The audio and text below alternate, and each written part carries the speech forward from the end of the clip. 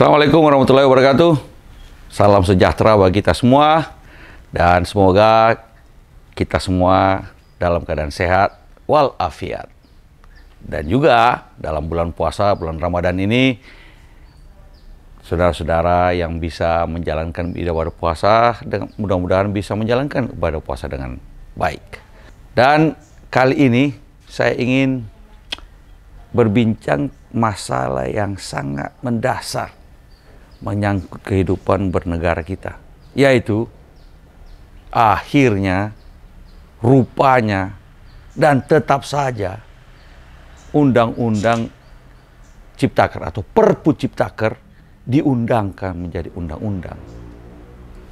Ini sesuatu yang betul-betul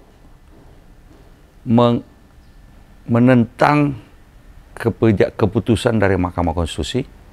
Ini boleh dikata membangkang dari keputusan Mahkamah Konstitusi, karena jelas Mahkamah Konstitusi mengatakan Undang-Undang Ciptaker sebelumnya itu batal secara bersyarat.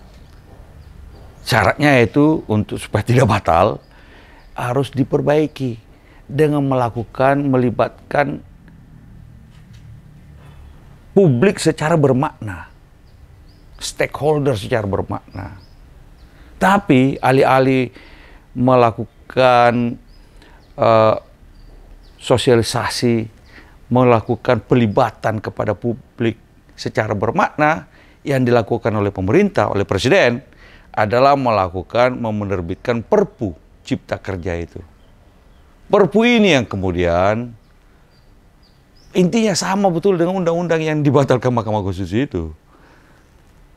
Kemudian dikirim ke DPR, disahkan oleh DPR menjadi undang-undang. Yang isinya juga sama dengan undang-undang yang ya beberapa kesalahan-kesalahan titik koma, dan atau kemudian diubah sedikit. Ya itu aja. Nah, pembangkangan terhadap keputusan Mahkamah Konstitusi itu membuat bukannya, memang sebenarnya tujuan pemerintah katanya ya, ini tujuan pemerintah katanya adalah dengan Perpu Cipta Kerja itu dan dengan Undang-Undang Cipta Kerja, maka investasi akan lebih baik, produktivitas akan naik, dan sebagainya.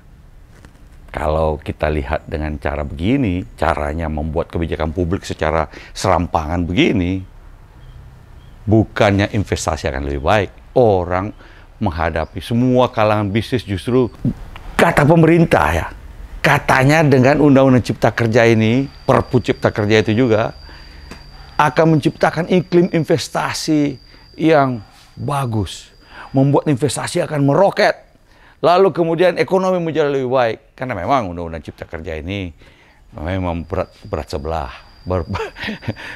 dia berat sebelah kepada pengusaha dan kemudian merugikan kaum pekerja, kaum buruh, dan berbagai macam yang lain lagi. Sebenarnya ada banyak sekali, ini kan omnibus law kan sebenarnya. Nah, tapi alih-alih menciptakan iklim investasi yang sehat, yang bagus, justru menghasilkan ketidakpastian dalam ekonomi Indonesia, dalam investasi. Kenapa? Ini jelas bahwa Perpu ini yang sekarang sudah diundangkan oleh DPR pasti akan mengalami protes luas. Yang masa saya dengar BEM-BEM seluruh Indonesia menolak dan akan melakukan demonstrasi di depan DPR. Saya juga dengar bahwa berbagai macam kalangan juga memprotes, tidak setuju, menolak.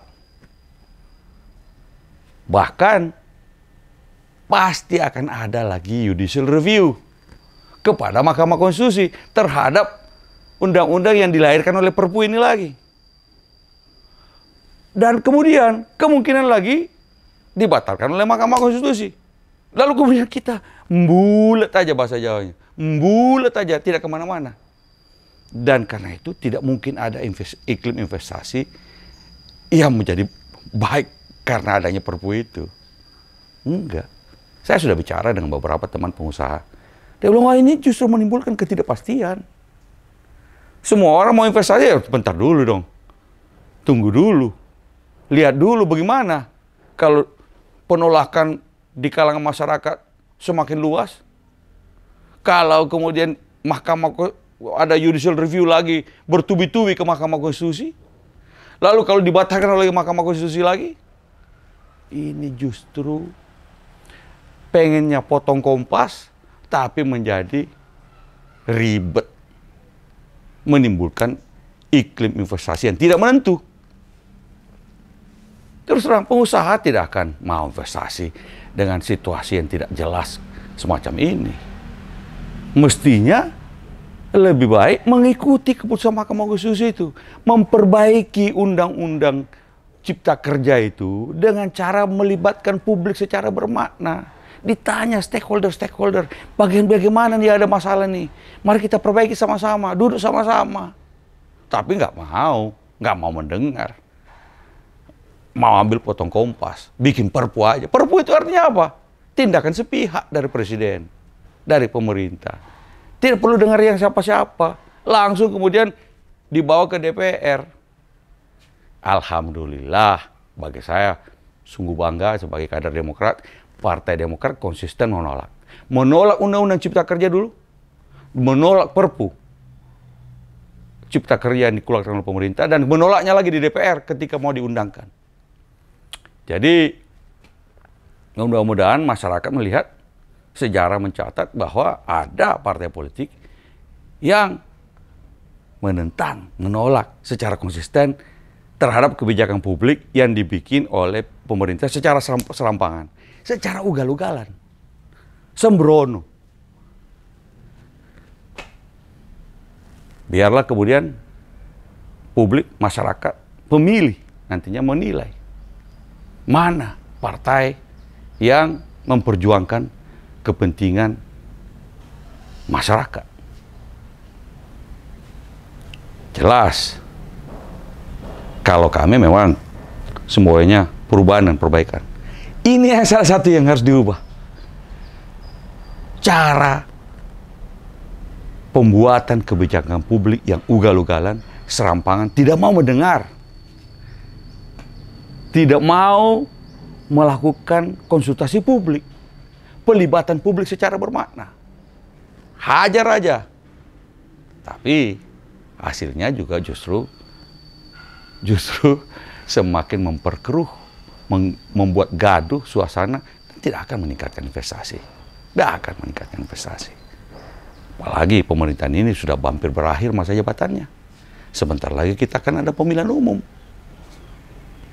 Bukannya bagaimana menjalankan pemerintahan dengan baik, berkonsultasi sehingga kemudian kebijakan-kebijakan yang dikeluarkan pemerintah didukung secara publik, didukung oleh masyarakat, oleh stakeholder. Bukan hanya karena kemudian didukung oleh partai-partai yang menjadi pendukung pemerintah saja. Jadi, karena itu memang 2024 nanti pilihannya adalah mau melanjutkan gaya kepemimpinan, gaya kebijakan publik yang macam begini ini, atau mau melakukan perubahan dan perbaikan. Insya Allah gelombang perubahan dan perbaikan ini nggak bisa ditahan. Terlalu besar untuk bisa ditahan lagi. Karena yang begini ini, yang tidak bisa kita biarkan terus berjalan di negeri kita. Merusak. Itu saja barangkali yang ingin saya sampaikan.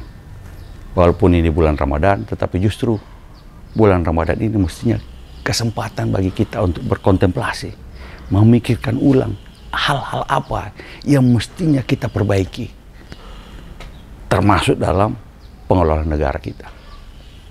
Mudah-mudahan, insya Allah, pada waktunya nanti. Assalamualaikum warahmatullahi wabarakatuh.